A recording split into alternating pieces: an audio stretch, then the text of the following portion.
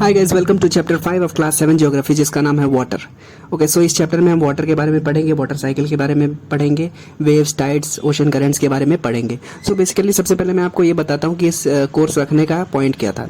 सो ये सारी चीज़ें आपको बुक में भी मिल जाएंगी, लेकिन अगर आप बुक से एनसीईआरटी से पढ़ेंगे तो आपको समझने में दिक्कत हो सकती है। साथ ही साथ मैंने ईजी वर्ड्स में बताया है, और अगर आप बुक से पढ़ेंगे तो आपको 3 से 4 घंटे लगेंगे उस चैप्टर को समझने में, पढ़ने के लिए। लेकिन यहाँ पे आप 15 से 20 मिनट में ही सब कुछ पढ़ सकते हैं, समझ सकते हैं। सो ये आपके लिए फायदेमंद है, इस वजह से ये कोर्स का पर्पस है। ओके, सो सबसे पहले जानते हैं हम कि water is essential component for sustaining life on earth. जैसे कि हम जानते हैं कि जल ही जीवन है। जीवन के सभी चीज़ों को काम करने के लिए, कुछ भी क्रिया करने के लिए आपको पानी की ज़रूरत पड़ेगी। साथ ही साथ जैसे कि कुकिंग, बाथिंग, इंडस्ट्रीज़ में, फैक्ट्रीज़ में, एग्रीकल्चर पर्पस के लिए, इरिगेशन के लिए, सब जगह आपको वाटर की ज़रूरत पड़ेगी। ओके, सो इस फिगर में आप देख सकते हैं वाटर साइकिल, जो कि बहुत फेमस है, मैंने खुद बनाया है इसको। तो आप देख सकते हैं कि पानी जो वाटर बॉडीज़ में, जैसे ओशियंस में वगैरह में, यहाँ से एवापोरेट होगा। तो जब वाटर ड्रॉपलेट्स जब एवापोरेट होंगे, तो जब जैसे जैसे हाइट पे जाते जाएंगे वो ठंडे होते जाएंगे। ओके, सो जब बहुत ज़्यादा हाइट पे पहुंच जाएंगे तो ठंडे होकर एक जगह इकट्ठा हो जाएंगे, जिसे हम कहते हैं condensation. Okay, so the water droplets और वाटर मॉइस्चर, जिसे हम मॉइस्चर कहते हैं, it will condense at through a process called as condensation. तो जब ये वाटर ड्रॉपलेट्स एक जगह इकट्ठा हो जाएंगे बहुत सारे, तो उससे क्लाउड का फॉर्मेशन होगा। ओके, और जैसे जैसे ही जब वाटर ड्रॉपलेट्स एयर में बहुत ज़्यादा हैवी हो जाएंगे कि एयर अब उनको होल्ड नहीं कर सकता, so they will come down as rain, जिसे हम प्रेसिपिटेशन कहते हैं, जब वाटर ड्रॉपलेट्स बहुत हैवी हो जाएंगे।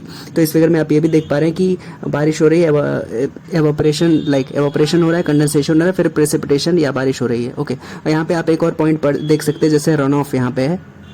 तो रन ऑफ वो होता है कि it is the portion of water that the ground can not absorb and it is moving here and there. तो जब बारिश होती है ना, तो कुछ पानी ऐसा रहता है कि बहुत ज़्यादा पानी तो एब्जॉर्ब हो जाएगा ग्राउंड से, लेकिन जो पानी एब्जॉर्ब नहीं होगा वो इधर उधर मूव करेगा। So it will run off here and there. तो जब ये जो पानी है आसपास के नदियों में, तालाबों में, और भी बहुत जगह कुओं में जाके इधर उधर जाएगा, it will run here and there, that is why it is called as run off. Okay, तो ये जो रन ऑफ है, जो बारिश के पानी से आता है, it will also help in erosion of the top soil. तो ये रन ऑफ इरोजन का भी कारण बनता है। डेफिनेशन देख लेते हैं वाटर साइकिल की।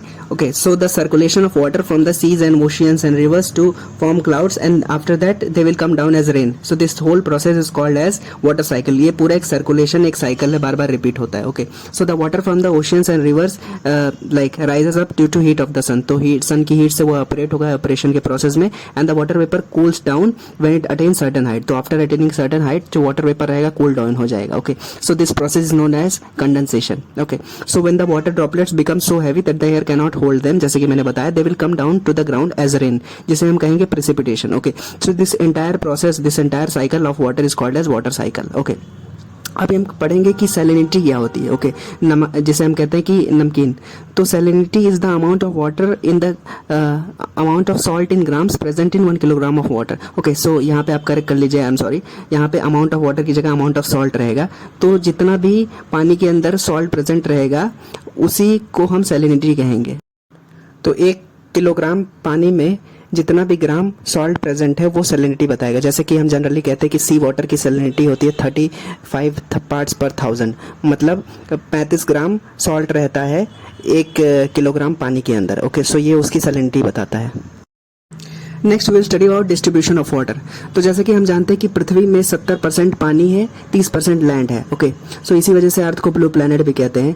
सो उस जितना भी अर्थ के अंदर, अगर पूरे अर्थ का 70% पानी है, उस पानी का 97% water is present in oceans. Okay, so पूरी पृथ्वी में जितना भी पानी प्रेजेंट है उसका 97% जो पानी है वो ओशियंस और सीज में प्रेजेंट है। Okay, so oceans consist of 97% of the water on earth and reverse contain around 0.0001% of water and atmosphere consist of 0.001% of the water. तो आप देख सकते हैं कि सारा का सारा पानी जो ओशियंस में ही प्रेजेंट है, पूरे अर्थ में जितना पानी है। Okay, and rest of the water is present in ice caps, ground water and lakes.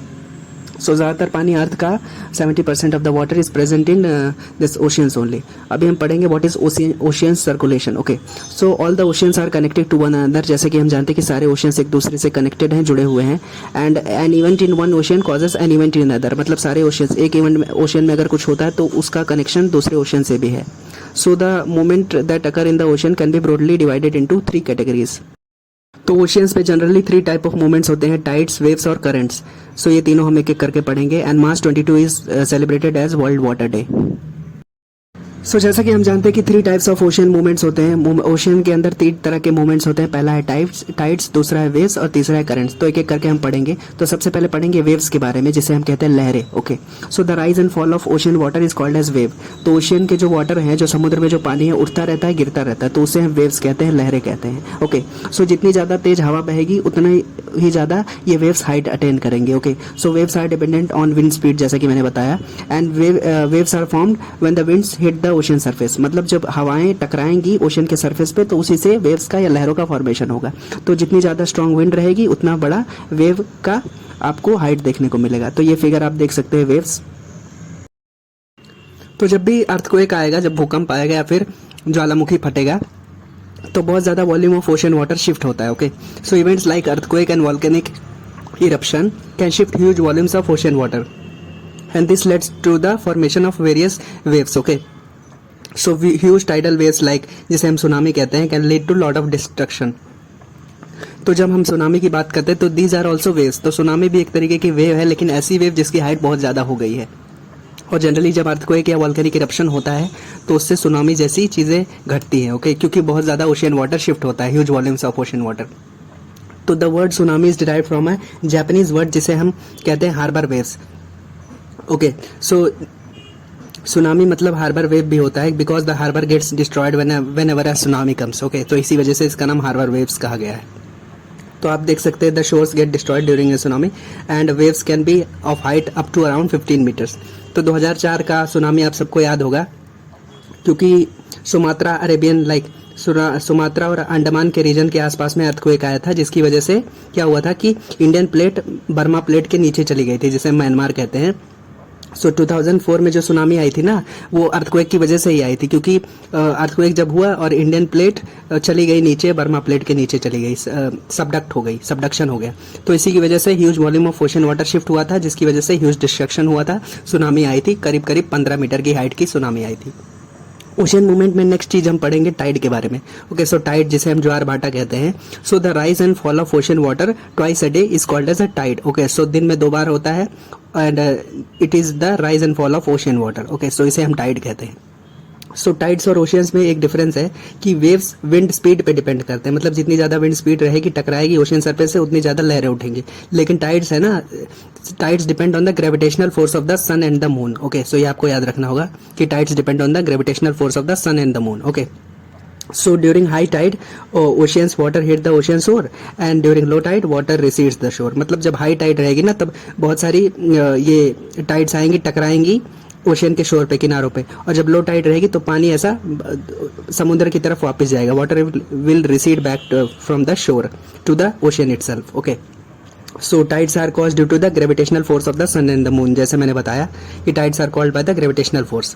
Okay, so अब आप 2 तरह के टाइड्स होते हैं बेसिकली, स्प्रिंग टाइड और नीप टाइड। तो स्प्रिंग टाइड होता है हाई टाइड वाला और नीप टाइड होता है लो टाइड वाला। Okay, so during the full moon and the new moon. तो फुल मून जिसे कहते हैं पूर्णिमा, न्यू मून कहते हैं अमावस्या, जब चांद बिल्कुल नहीं दिखता। Okay, so during the full moon and the new moon earth, moon and the sun are in the same line. Okay, तो जब अर्थ, मून और सन सेम लाइन में रहेंगे तो ग्रेविटेशनल फोर्स हाईएस्ट रहेगा। इसकी वजह से टाइड्स पे बहुत ज़्यादा फर्क पड़ेगा और इसकी वजह से हाई टाइड्स होंगी, जिसे हम स्प्रिंग टाइड कहते हैं, क्योंकि ग्रेविटेशनल फोर्स हाईएस्ट है। ओके, सो इस फिगर में आप देख पा रहे होंगे, सेकंड वाले फिगर में, जब सन, अर्थ और मून सेम लाइन में और उस टाइम पे क्या हो रहा है कि हाईएस्ट ग्रेविटेशनल फोर्स हो रहा है, इसी वजह से स्प्रिंग टाइड है। दूसरे केस में क्या होता है, जब लो टाइड्स होती है, when the moon is present either in the first quarter or the last quarter, जिसके आप फर्स्ट फिगर में आप देख पा रहे होगे कि when the moon is present either in the first quarter or the last quarter. तो इसके केस में क्या होता है कि जब मून की और सन की ग्रेविटेशनल फोर्स आपस में कैंसिल होना चाहती हैं, क्योंकि सेम लाइन में नहीं है।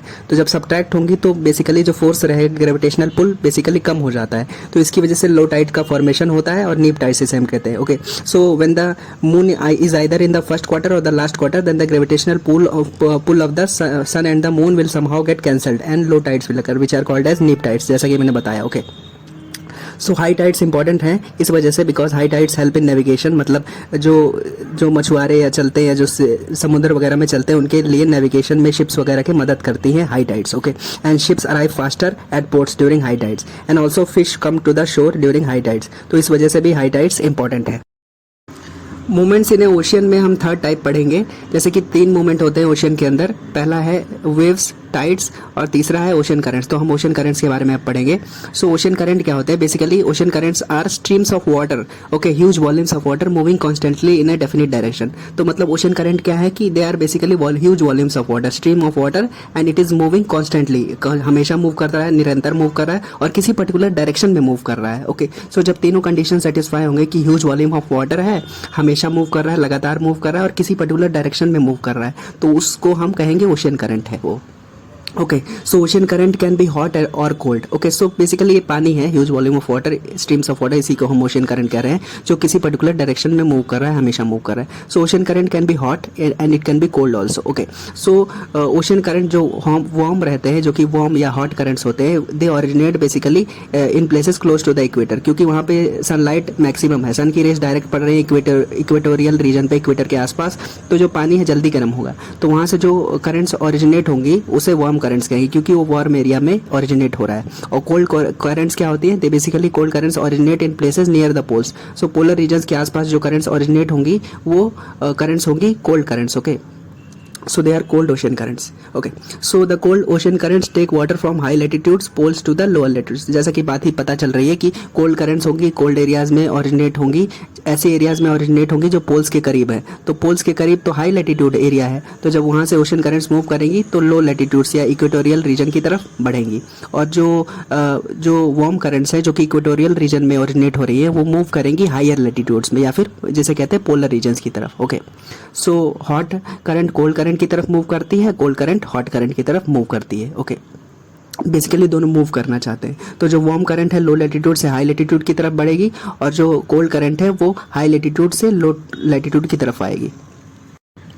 सो there are various examples like gulf stream एक वार्म करंट है जो कि इक्वेटोरियल रीजन में ओरिजिनेट होती है, और लैब्राडोर करंट है कोल्ड करंट है. ओके, सो ये कोल्ड एरियाज में हाई लैटिट्यूड्स में ओरिजिनेट होती है. Okay, so the areas where warm and cold current meet are ideal for fishing areas. मतलब ऐसी एरियाज जहाँ पे वार्म करंट और कोल्ड करंट मिल रही है, वो फिशिंग के लिए बहुत अच्छा माना जाता है, क्योंकि वहाँ पे बहुत ज़्यादा फिश पाई जाती है, and a lot of fish are found in such places. Okay, so ऐसा एरिया कहाँ पे हमको देखने को मिलता है जहाँ पे वार्म करंट और कोल्ड करंट मिल रही है? Basically it is found near the Japan. Okay, so Japan के पास में जो समुंदर है, सी ऑफ जापान, वो एक ऐसा इलाका है जहाँ पे वार्म करंट और कोल्ड करंट मिल रही है, मतलब वो फिशिंग के लिए बहुत अच्छा एरिया है. So in areas where warm and cold current meets like sea of Japan fog occurs. क्योंकि जब आप ऐसे भी देख पाएंगे ना कि जब आप गर्म पानी ठंडे पानी को मिलाएंगे तो फॉग बन जाता है, भाप बन जाता है. तो fog occurs and it affect the visibility for navigation. तो मतलब नेविगेशन में भी वो लाइक नुकसानदायक रहता है, क्योंकि फॉग जम गई रास्ते में, अगर फॉग जम गई तो आपको दिखेगा नहीं ना, तो नेविगेशन के लिए दिक्कत होगी. Okay, so these were the few things in this chapter. I hope you understood.